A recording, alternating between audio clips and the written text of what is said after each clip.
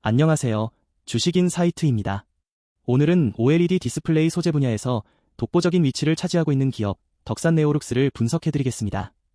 이 회사는 세계 최초로 블랙 PDL이라는 혁신적인 소재를 양산에 성공한 기업으로 2026년 폴더블 스마트폰 시장이 본격적으로 열리면서 최대 수혜주로 떠오르고 있습니다. 지금부터 덕산네오룩스의 사업 구조부터 실적 전망, 투자 포인트까지 하나씩 짚어보겠습니다. 덕산네오룩스는 어떤 회사인가요?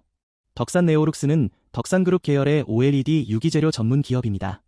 2009년에 설립되어 코스닥에 상장되어 있으며 OLED 패널 제조에 필수적인 유기 발광 소재와 전공 수송 재료 등을 삼성 디스플레이와 LG 디스플레이 등 국내의 주요 디스플레이 제조사에 공급하고 있습니다. 회사의 핵심 제품군은 크게 세 가지로 나뉩니다. 첫째는 HTL, ETL 등 유기 발광층 소재, 둘째는 최근 주목받고 있는 블랙 PDL, 셋째는 기타 봉지재 소재입니다. 이 중에서도 블랙 PDL은 덕산네오룩스가 글로벌 시장에서 사실상 유일한 공급자로 자리 잡고 있어 향후 성장의 핵심 축으로 평가받고 있습니다. 회사는 오랜 기간 삼성 디스플레이와의 긴밀한 파트너십을 유지하며 OLED 소재 개발에 집중해왔고, 이 과정에서 쌓인 기술력과 독점적 공급 관계가 현재의 경쟁 우위를 만들어냈습니다. 블랙 PDL이란 무엇이고 왜 중요한가요? 블랙 PDL은 컬러 필터온 인캡슐레이션, 줄여서 코라고 불리는 차세대 OLED 패널 기술의 핵심 소재입니다. 기존 OLED 디스플레이에는 외부빛 반사를 차단하기 위해 편광판이 붙어 있었습니다. 이 편광판은 패널 두께를 늘리고 발광 효율을 떨어뜨리는 단점이 있었는데, 코 기술은 이 편광판을 제거하고 그 역할을 블랙 PDL이라는 소재가 대신하는 구조입니다. 블랙 PDL을 적용하면 패널이 더 얇아지고 가벼워질 뿐 아니라 발광 효율이 높아져 배터리 소모를 줄이고 밝기를 높일 수 있습니다. 폴더블 스마트폰처럼 디스플레이 두께와 내구성이 극도로 중요한 제품군에서는 특히 코 기술이 필수가 됩니다. 덕산네오룩스는 이 블랙 PDL 소재를 세계 최초로 개발하고 양산에 성공했습니다. 현재로서는 이 소재를 공급할 수 있는 기업이 사실상 덕산네오룩스 하나뿐이기 때문에 삼성 디스플레이와 애플, 삼성전자 등이 코 기술을 적용하는 제품을 늘릴수록 덕산네오룩스의 매출도 그에 비례해서 증가하는 구조입니다.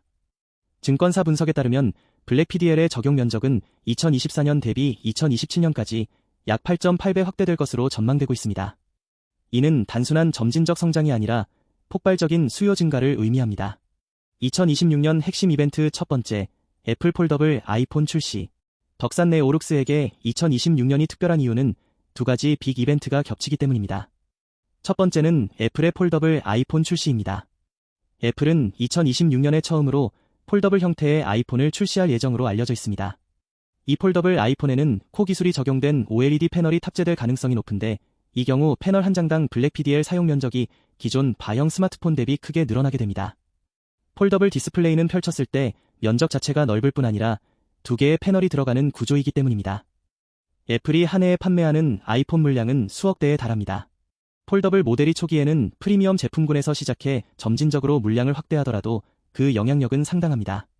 더불어 애플이 2027년부터는 기존 바형 아이폰에도 코 기술을 적용하는 방안을 검토 중인 것으로 알려져 있어 중장기 수의 폭이 더욱 커질 수 있습니다. 덕산네오룩스가 실질적인 독점 공급자 지위를 유지한다면 애플향 물량 증가는 그대로 매출 증가로 이어질 수밖에 없습니다. 2026년 핵심 이벤트 두 번째, 삼성 디스플레이 8.6세대 라인 본격 가동. 두 번째 빅 이벤트는 삼성 디스플레이의 8.6세대 OLED 생산 라인입니다.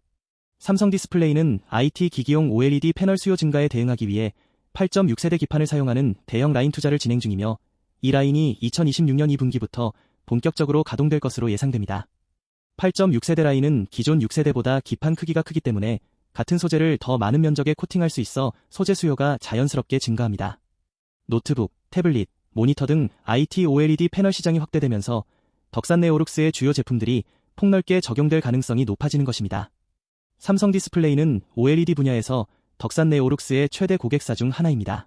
신규 라인 가동으로 인한 물량 증가는 기존 유기 발광 소재 매출 증가로 이어지는 동시에 코 기술 적용 확대에 따른 블랙 PDL 수요 증가라는 이중 효과를 가져올 수 있습니다. 증권사들이 2026년 2분기를 덕산네오룩스 실적 호전의 변곡점으로 보는 이유가 바로 이 두 가지 이벤트, 즉 애플 폴더블과 삼성 8.6세대 가동이 같은 시기에 맞물려 있기 때문입니다. 최근 1달 주가 흐름과 증권사 목표가 현황. 최근 한 달간 덕산네오룩스 주가는 폴더블 아이폰 출시 기대감과 블랙 PDL 본격 성장 전망이 맞물리며 시장의 관심을 꾸준히 받고 있습니다. BNK 투자증권은 2026년 2분기 이후 블랙 PDL 흑자 전환과 수요 증가를 근거로 투자 의견 매수 목표가 57,000원을 제시했습니다. 키움증권은 2026년을 OLED 대장의 귀환으로 표현하며 투자 의견 매수 목표가 6만 3천 원을 제시했고, 신한투자증권도 블랙 PDL 모멘텀이 본격화되는 시점이 가까워졌다며 긍정적인 시각을 유지하고 있습니다. 실적 전망 측면에서는 2026년 매출액이 전년 대비 약 27% 이상 성장하고 영업이익은 약 36% 이상 늘어날 것이라는 컨센서스가 형성되어 있습니다. 특히 영업이익률이 꾸준히 상승하는 구조로 수익성 개선도 함께 기대할 수 있습니다. 덕산네오룩스의 재무 구조와 수익성. 덕산네오룩스의 재무 구조를 살펴보면 회사는 상장 이후 지속적으로 안정적인 재무 건전성을 유지해왔습니다. 부채 비율이 낮고 현금 보유 여력이 충분한 편이어서 연구개발 투자와 생산 능력 확대에 필요한 재원을 자체적으로 조달할 수 있는 구조입니다. 영업이익률 측면에서도 OLED 소재 기업 특유의 높은 마진 구조를 유지하고 있습니다. 일반적으로 소재 기업은 완성품 제조사보다 마진율이 높고 덕산네오룩스는 독점적 공급자 지위 덕분에 이 마진을 방어할 수 있는 힘이 있습니다. 블랙 PDL이 본격 매출에 기여하기 시작하는 2026년 하반기부터는 영업이익률이 추가적으로 개선될 여지가 있습니다. 연구개발 투자도 꾸준히 이루어지고 있습니다. 차세대 OLED 소재 개발은 물론 마이크로 OLED 등 새로운 응용 분야를 위한 소재 연구도 병행하고 있어 중장기 성장 파이프라인이 한 가지에 국한되지 않는 점도 긍정적입니다. 특히 애플 비전 프로 같은 XR 기기에 탑재되는 마이크로 OLED 패널에도 덕산네오룩스의 소재가 적용될 가능성이 거론되면서 새로운 성장 동력으로 주목받고 있습니다. 코어 기술 확산이 가져오는 시장 구조 변화. 코어 기술의 채택이 확산되면 디스플레이 소재 시장 전체의 판도가 달라질 수 있습니다. 기존에는 편광판 제조사가 중요한 공급자였다면 코 전환 이후에는 블랙 PDL 같은 소재가 그 자리를 대체하기 때문입니다. 덕산네오룩스는 이 변화의 수혜자 위치에 서 있습니다. 삼성 디스플레이와 LG 디스플레이 모두 코 기술 로드맵을 추진 중인 것으로 알려져 있습니다. 두 회사는 글로벌 OLED 패널 시장의 절대 다수를 점유하고 있어 이 두 업체가 코를 확대 적용하는 속도가 덕산네오룩스의 실적에 직접적인 영향을 줍니다.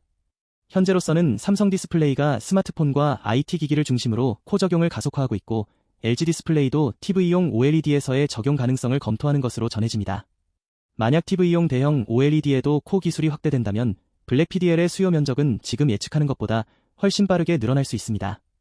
이는 덕산네오룩스에게 상방 시나리오로 작용할 수 있는 요인입니다. 리스크 요인도 살펴봐야 합니다. 물론 투자 전에 리스크 요인도 반드시 점검해야 합니다. 첫째, 폴더블 아이폰 출시 일정 지연 리스크가 있습니다. 애플의 신제품 출시 일정은 공개 전까지 불확실성이 존재하며 만약 폴더블 아이폰 출시가 미뤄진다면 기대했던 블랙 PDL 수요 증가 시점도 함께 밀릴 수 있습니다. 둘째, 경쟁사 진입 리스크입니다. 현재 블랙 PDL 시장에서 덕산네오룩스가 독점적 지위를 갖고 있지만 향후 경쟁 기업이 유사 소재를 개발해 시장에 진입할 가능성을 완전히 배제할 수는 없습니다. 소재 산업의 특성상 기술 장벽이 높기는 하지만 주시가 필요합니다. 셋째, 스마트폰 시장 전반의 수요 침체 리스크입니다. 글로벌 스마트폰 판매량이 예상보다 부진하다면 패널 주문량 자체가 줄어들고 이는 소재 수요 감소로 이어질 수 있습니다. 중장기 투자 관점 정리. 덕산네오룩스는 단순한 소재 기업이 아니라 차세대 OLED 기술 전환의 핵심 고리에 위치한 기업입니다. 블랙 PDL이라는 독점 소재를 보유하고 있다는 점, 그리고 이 소재가 폴더블 스마트폰 및 IT OLED 확산이라는 구조적 성장 트렌드와 정확히 맞물려 있다는 점이 가장 큰 투자 매력입니다. 중장기 가치 투자 관점에서 보면 2026년부터 2028년에 걸쳐 블랙 PDL 적용 면적이 기하급수적으로 늘어나는 시기에 실적 레버리지가 크게 작동할 수 있습니다.